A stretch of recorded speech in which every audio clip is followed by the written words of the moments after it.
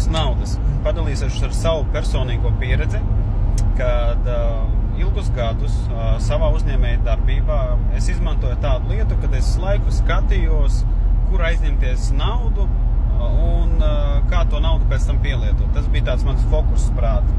Vienā dzīves periodā es nonācu tādā stāvoklī, ka man bija mīnusi, man bija kredīta saistības lielas un man vairāk nekur neko nedeva. Reāli nekur nedeva. Un tad nāca tāda apskaidrība, ka tas ir mans iekšējais tāds uzstādījums stāvoklis, nevis domāt, kā es varu sakārtot uzņēmēja darbību un lietas tā, lai man būtu nomaksātas lietas, lai man viss būtu nomaksāts. Es vienkārši nevarēju saprast, kāpēc man tas tā trūks. Un tad, kad cilvēks pārorganizē savu domāšanas veidu, domā tā, kur man dabūt naudu un kā es to naudu varu nopelnīt. Automātiski mainās viss iekšējais stāvoklis. Visi uzstādījumi, visi sadarbības modeļi, teksti, informācija, viss mainās. To es saku pēc sevis. Un 2 gadu laikā man ir izdevies tā, ka es esmu nosēdzies sadarbības partneriem, tātad man nav parādu, man ir nosekti valsts maksājumi, viss tātad. Es sakārtoju šo jautājumu un es pateikšu tos ieguvumus.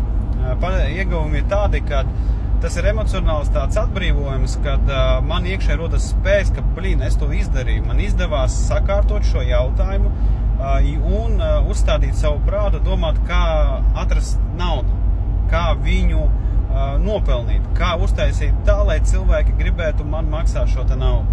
Un tad, kad cilvēks vienkārši pārorganizē visu šo te domāšanas veidu, tad tajā mirklī mums sāk iekšēji piepildīties tāda sajūta, klausies, izdevās realizēt šo mērķi. Un tad, kad cilvēkam ir šī pārliecība, tā nauda sāk arvien vairāk nākt.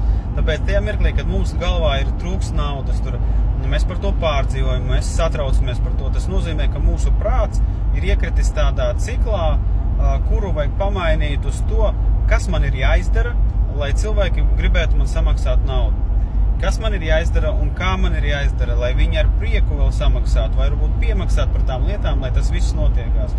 Tādēļ es arī ar savu uzņēmēju darbību sapratu, ka ir jādod cilvēkiem vairāk nekā viņi prasa. Tas ir dāvanas, tas ir ātrums, tas ir komunikācijas meistarība tāda, lai cilvēks sajūtās, ka viņš ar brīvu sirdi viegli var atdot to naudu.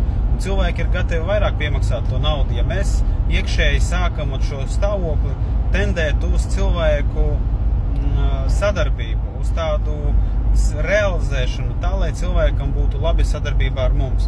Un tad, kad cilvēks šādi sāk domāt, šādi rīkoties, viņa tās iekšējais stāvoklis, ka trūks naudas, viņš pārmainās. Uz to, ka, klausies, es izdarīšu vēl šādus darbus, es izdarīšu to, es vēl izdomāšu tam līdzīgi. Šis būtu vajadzīgs cilvēkiem, šis palīdzēs cilvēkam atrisināt viņu kaut kādas ikdienas. Un tad, kad cilvēks šādi sāk to visu darīt, visa tā naudas plūsma sāk sakārtot. Tādēļ tiekam ārā no tā visa muļķīgā cikla, norēķinamies ar piegādātājiem, norēķinamies ar cilvēkiem, ar visu, un mēs sajutīsim, cik mums iekšā ir liela jauda kā uzņēmējiem. Tas maina ļoti, ļoti strauju ikdienas dzīvi. Uz to, ja mēs sākam tiekties, viņš sāk piepildīties, bet tur noteikti soļi, kā to realizēt. Tā kā, lai izdodās, kopā to taču nevar izdarīt.